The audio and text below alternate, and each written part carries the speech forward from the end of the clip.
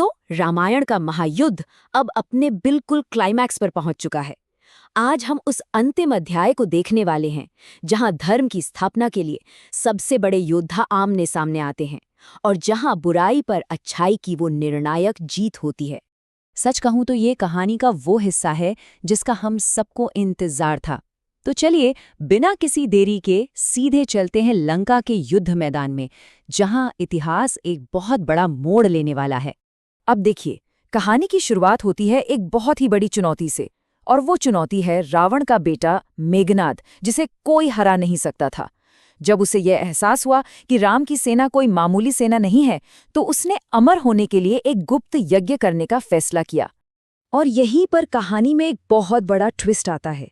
रावण के ही भाई विभीषण एक बहुत बड़ा राज खोलते हैं। वो राम को बताते हैं कि अगर मेघनाद ने ये यज्ञ पूरा कर लिया तो फिर उसे तीनों लोकों में कोई भी नहीं हरा पाएगा।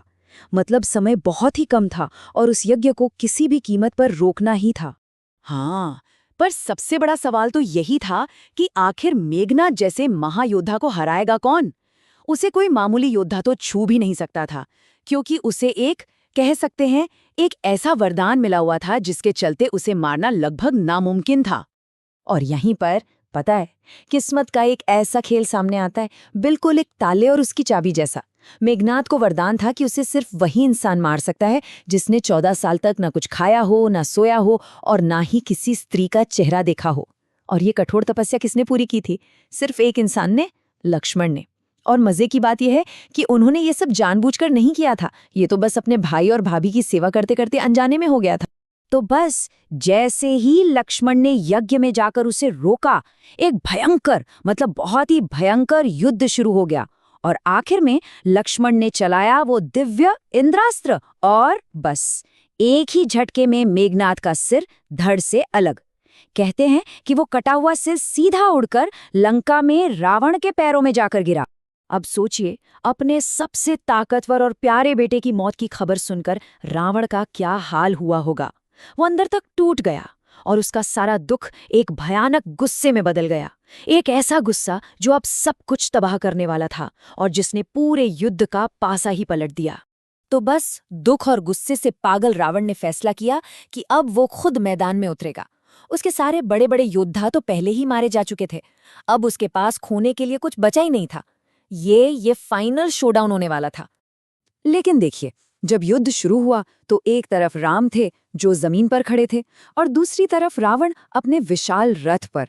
ये देखकर तो खुद देवराज इंद्र को भी लगा कि ये मुकाबला बराबरी का होना चाहिए और उन्होंने फौरन अपना दिव्य रथ और सारथी मातली को राम की मदद के लिए भेज दिया। मगर मुकाबला बराबर होने के बाद भी युद्ध एक ऐसी जगह आकर अटक गया जहां से आगे बढ़ना नामुमकिन लग रहा था।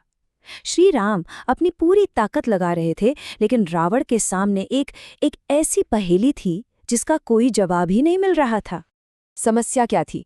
समस्या ये थी कि राम जैसे ही अपने बाण से रावण का सिर काटते, वैसे ही उसकी जगह एक नया सिर आ जाता। और ऐसा 1-2 बार नहीं, 100 बार हुआ।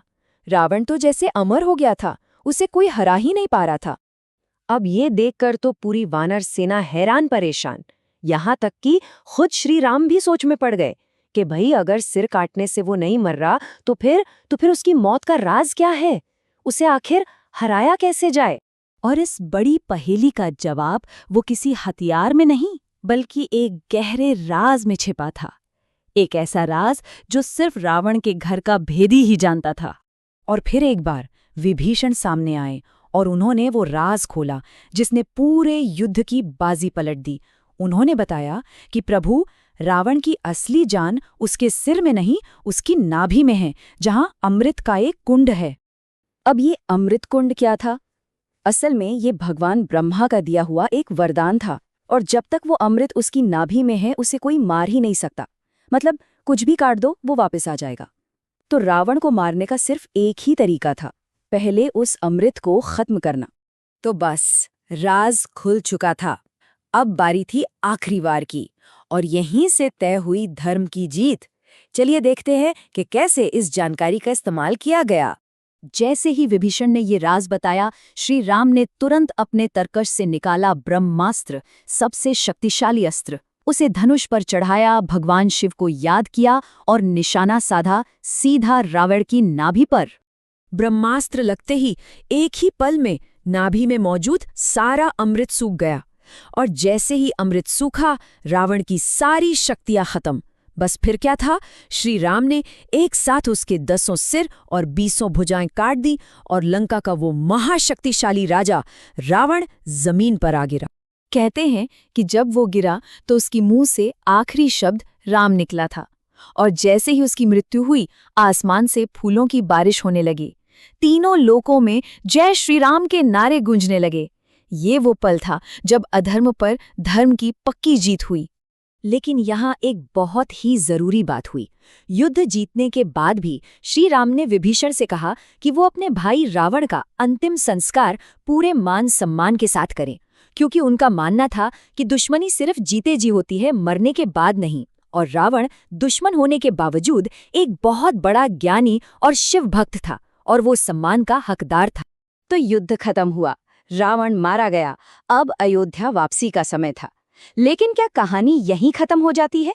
नहीं, असल में रामायण की एक और बड़ी परीक्षा तो अभी बाकी थी। इसके बाद आखिर ऐसा क्या हुआ कि माता सीता को अग्नि परीक्षा देनी पड़ी? ये एक ऐसा सवाल है जो हमें धर्म और कर्तव्य की उन गहराइयों में ले जाता है जिन पर सोचना आज भी बहुत जरूरी है।